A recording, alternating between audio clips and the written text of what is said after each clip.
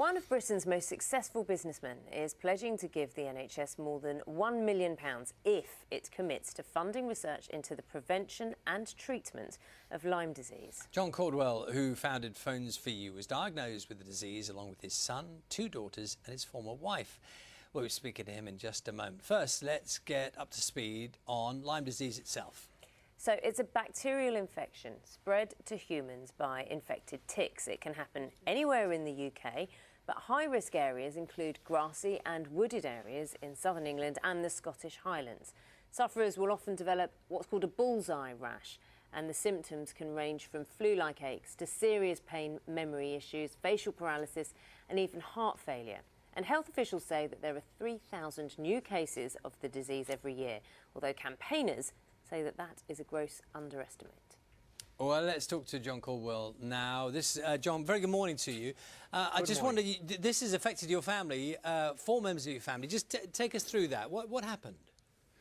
Well, my son, when he was 10 years old, suddenly developed a really acute agoraphobia, hermetophobia, anxiety, and all sorts of mental issues. We obviously couldn't understand why, because he'd been a happy, incredibly confident young man. And all of a sudden, just for no apparent reason, he completely collapsed within the space of weeks. And we had psychiatrists, psychotherapists, we had huge amounts of medical attention, as you'd imagine, to try and find out what was wrong with him. They took him through all sorts of regressions back to childhood and so on, and there was nothing that could be found that could have caused this mental state. We struggled with this, he struggled with it dramatically for many, many years. He became a recluse and really had no life whatsoever. And eventually, through my work with autism and through Caudwell Children, we started interviewing doctors for our autism centre, and through that interview process we hit on the idea that maybe Rufus's mental illness was something to do with an antagonist rather than just a pure mental collapse.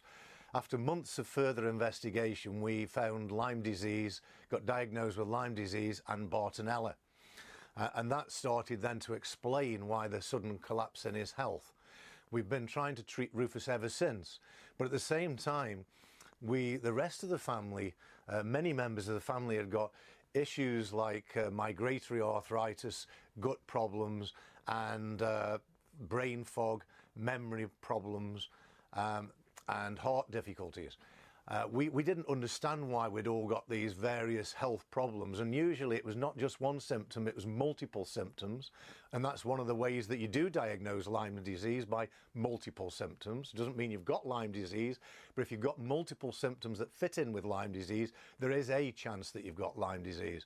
Anyway, we eventually started testing the rest of the family, and it was a real shock horror, because one after another people were diagnosed with Lyme disease, and we started all the appropriate treatment. So it ran riot through my family, but that, in a way, as tragic as that was, at least I'd got the money and the ability to make a difference to my lives and the lives of my family. There's all of those thousands, tens of thousands of people out there that are suffering absolutely dreadful, dreadful symptoms where their lives are completely and utterly destroyed. And up to yet, the government and the DHS have done nothing about this. There's no any meaningful research.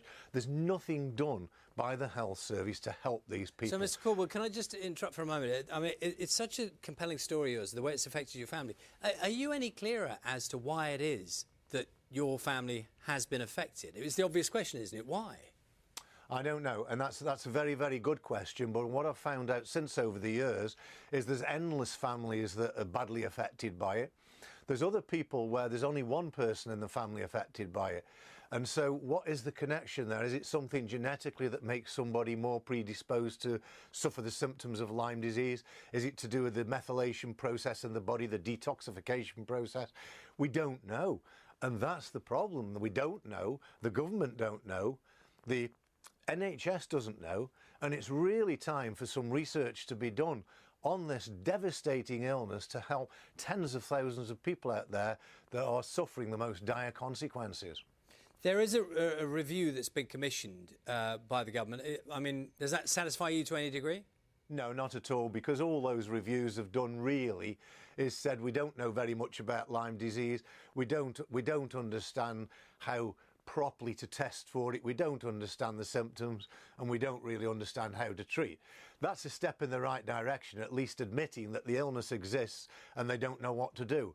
What needs to be done now is proper research into how to test conclusively for Lyme disease, how to recognise the clinical symptoms, and then how to treat these clinical symptoms. And on that issue, to try and Mr. make Caudwell, this person can I better. just, if I may, could I just ask, you've rightly raised the point that many other families, individuals may be affected, maybe don't even know about it. Just in terms of the treatment, I mean, how has it been for you and your family since the diagnosis, since you know you have Lyme disease? What about that treatment? How has it been for you? Well, it's been extremely difficult because not so bad for the rest of the family, but for Rufus, my son, it's been extremely difficult because the disease was so embedded in his system. And the one thing that's become very obvious over the years is the more chronicity that the disease is allowed to develop, the more difficult it is to move, and the more it causes what the doctors like to call post-Lyme syndrome. But what post-Lyme syndrome is potentially is it could be Lyme disease that's chronic Lyme, or it could be damage done by the Lyme disease, and you've managed to get rid of the Lyme disease, but you've got damage to various organs that continues to give you problems long after. This is an illness that can cause complete devastation to the human body and eventually death. It can cause suicides, it can cause all manner of impossible to cope with chronic illnesses, and it really needs stamping out at the early stages, because when it's in the acute phase it can be cured, and it can be cured very successfully and very quickly and at very low cost. And because of the health services lack of knowledge, what we're allowing is thousands of people every year to go from acute Lyme disease, which is curable, to chronic Lyme disease, which then becomes a real battle to make people better. OK, Mr. Caudwell, thank you very much for your time this morning. It's very interesting talking to you. Thank you. Thank you. Thank you. 60